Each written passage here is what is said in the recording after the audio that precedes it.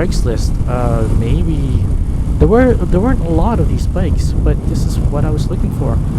Maybe 2 or 3 popped up at the time on Craigslist, and this one just happened to be probably one of the cheaper ones. And it was bone stock. Looked bone stock, as you can see from the pictures I inserted. I actually looked at 2 other bikes before I bought this one.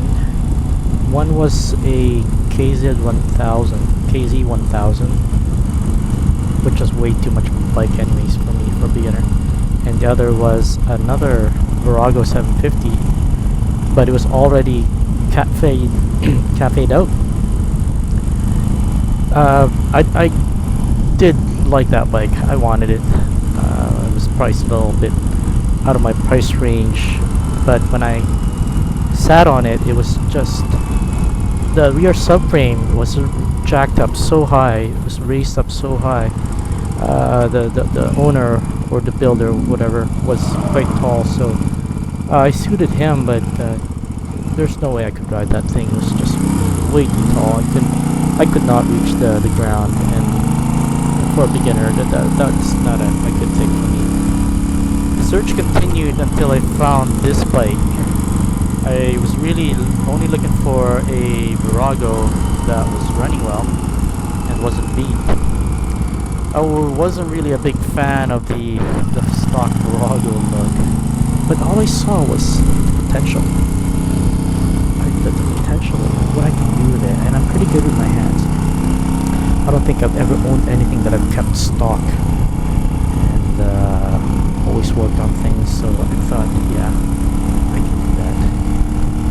That'll be a nice little project. I can work on it over the winter, and before I even go for for my classes, before I can ride on it, it'll be ready. So I pulled the trigger. I bought the bike. It was cheap,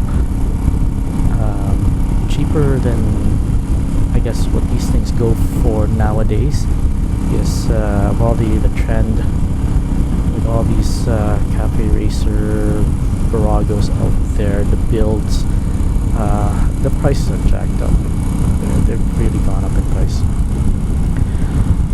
So I got lucky on this. Immediately, as soon as I got it home, started working on it. The very first thing that went was the semi ape hanger bars that were on it, and they were just ridiculous looking. Worked on the bike throughout the winter. Painted a lot of stuff. Painted the swing arm. I painted the wheels. The first major thing that I'd done was do an engine swap. Wasn't too long that I've had the bike, and it was only about a few months after I had gotten my motorcycle license that I swapped in a 920.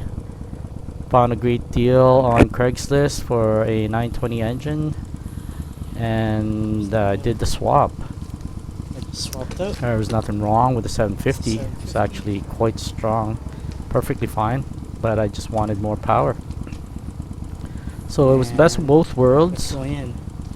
Cheap insurance under the 750 class, but with the 920 performance.